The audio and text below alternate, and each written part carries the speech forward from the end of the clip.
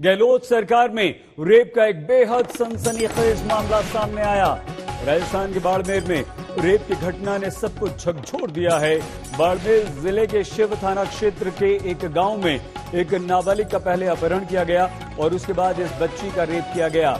जिस समय इस घटना को अंजाम दिया गया उस समय परिवार के दूसरे लोग वोटिंग करने के लिए गए हुए थे।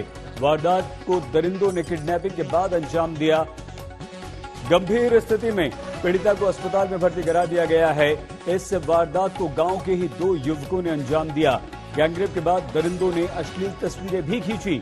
मामला दर्ज कर लिया गया है, लेकिन आरोपी अब तक फरार हैं। ये बच्ची की तस्वीर जो हम आपको दिखा रहे हैं, यही वो पीड़िता है जिसका पहले अपहरण किया गया और उसके बाद फिर उसका रेप किया गया।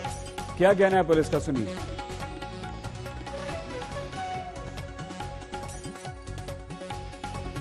15 वर्षीय बालिका थी जो कल 2 बजे घर से निकली और जब रात को 8 बजे तक नहीं आई तो परिजन पुलिस चौकी बिहाड़ में आए। पुलिस ने जब तलाश की तो गांव ही के स्कूल के बाहर वो अचेत अवस्था में मिली। उसको तुरंत हमने बेहतर इलाज के लिए बाड़मेर के राजकीय चिकित्सालय में एडमिट कराया। होश में आने पर उसने बयान दिए कि 2 लड़के जो हैं वो उसको ले गए थे और उसके बाद एक ने उसके साथ बलात्कार किया और एक ने उस बात का वीडियो बनाया। अभी चूंकि वो उनके नाम नहीं जानती है तो हमने एक प्रकरण अज्ञात 2 व्यक्तियों के खिलाफ दर्ज किया है और हमारी टीमें लगी हुई है। कोशिश है जल्द से जल्द उन्हें आइडेंटिफाई किया जाए और उनको गिरफ्तार करके उनके खिलाफ कार्रवाई करी जाए। आइए सीधे हम आपको लिए चलते हैं जयपुर। शरद कुमार हमारी संवाददाता जुड़ चुके हैं। शरद, गांव के ही लड़के हैं, पुलिस अभी तक गिरफ्तार क्यों नहीं कर पाई? एसपी साहब आकर बयान दे देते हैं, बता देते हैं, लेकिन ये दरिंदे पुलिस की गिरफ्त से बाहर क्यों? बिल्कुल सईद, ये दिल दहला देने वाली घटना है। जिस तरह से स्कूल के पीछे लड़की घायल अवस्था में मिली और उसको अस्पताल में भर्ती कराया गया है, घर से उठाकर दिन दहाड़े गैंगरेप किया गया, जिस तरह के आरोप लगे हैं।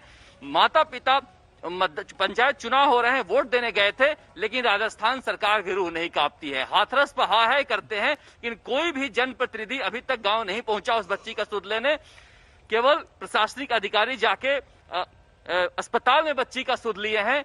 इस तरह के हालात हैं कि इतने वक्त बीत जाने के बावजूद, गांव के ही आरोपी होने के बावजूद, क्योंकि बहुत ज्यादा डेंसली पॉपुलेटेड इलाका नहीं है, रेगिस्तानी इलाका है, अपराधी एक बात और पकड़े गए हैं। पुलिस जो है इनका कहना है कि पंचायत चुनाव में बिजी है। शरद, पहले इस लड़की का अपहरण किया गया, इसे किडनैप किया गया, उसके बाद लेकर गए, फिर गैंगरेप किया।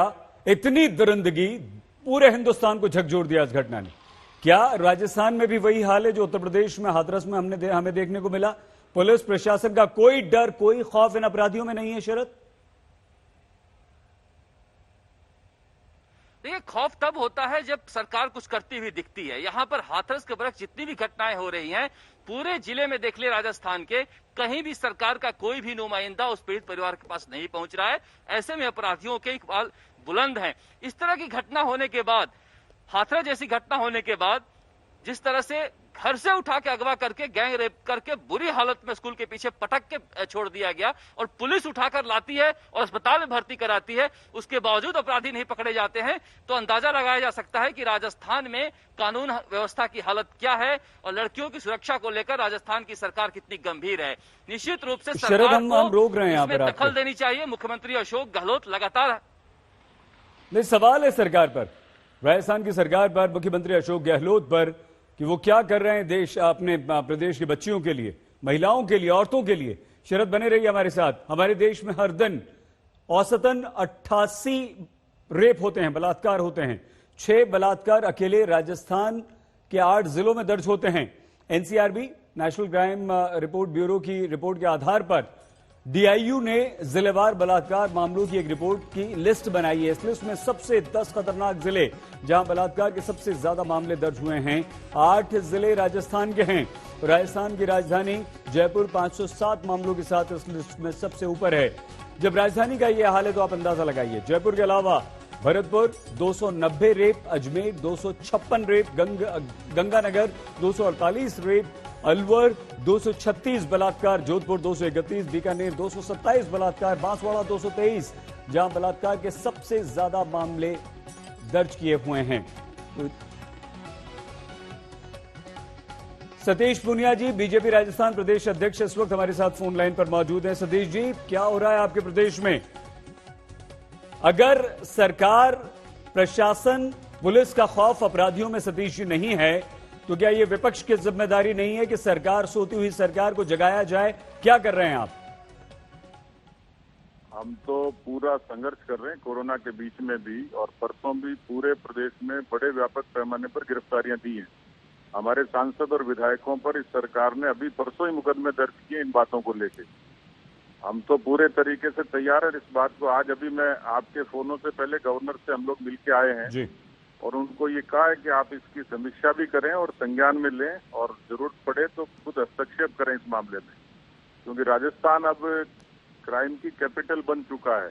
क्यों अपराधियों को डर पिछले नहीं दिनों है हमें सतीश जी 1.5 लाख आपकी दृष्टि में? गिरफ्तारियां इसीलिए देनी पड़ी। क्यों भले हमारी बच्ची मीडिया का ने घर से आलोचना अपहरण की करके ले कोरोना को जाते हैं लेकर। अपराधी? सतीश जी, क्या पुलिस प्रशासन का यह खौफ क्यों नहीं है अपराधियों में, गुंडों में, बदमाशों में, जो इस तरह की हरकत करते हैं? सतीश जी, मेरे देखने में तो इससे कमजोर और लचर सरकार कभी आई नहीं राजस्थान में, जिसने राजस्थान को क्राइम कैपिटल बना दिया हो। और ये तो नेशनल क्राइम रिकॉर्ड ब्यूरो के आंकड़े बताते हैं कि 3,05,000 मुकदमों में 10% मुकदमे महिलाओं के अपराधों के प्रति हैं।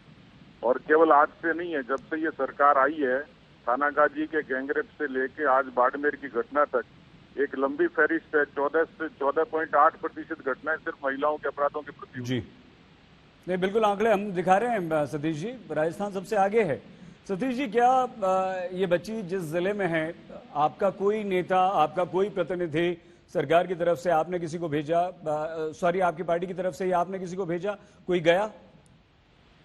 बिल्कुल, मैंने अभी हमारे जिलाध्यक्ष को सुबह ही बात हुई हमारे केंद्रीय मंत्री से जो वहाँ के सांसद हैं, उन लोगों ने पूरा संज्ञान लिया है। पार्टी के जिलाध्यक्ष और तमाम लोग इस पूरी घटना के बारे में अपडेट भी किया है, और हमारी तरफ से पुरजोर तरीके से जो हमसे होगा हम करेंगे। सतीश जी, क्या करेंगे आप? किस तरह का सरकार पर दबाव बनाने के लिए करेंगे? क्योंकि ये भी हो सकता है कि बस आपने खाना पूर्ति कर दी, आवाज उठा दी, गवर्नर से मिल लिए, लेकिन कोई ऐसा कार्य आपकी तरफ से सतीश जी जिस पर वाकई सरकार को झुकना पड़े, अपराधी डरे, पुलिस प्रशासन चौकस हो?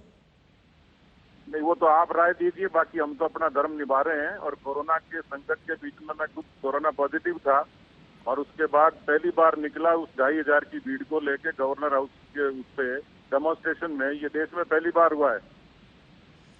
सतीश जी, आप सीधे आंदोलन में शामिल हुए थे क्वारंटीन से निकलकर, इसी वजह से कि लग रहा था आपको कि कोई दबाव बनाया जाएगा? निश्चित रूप से मैंने कहा ना कि कोरोना से भी बड़ा संक्रमण कोई है तो राजस्थान में अपराधों का है, और उससे लड़ने के लिए हम पूरे तरीके से तैयार हैं। और इसकी वानगी है कि हमारे झुंझुनू के सांसद पर, विधायकों पर मुकदमे दर्ज किए उन्होंने।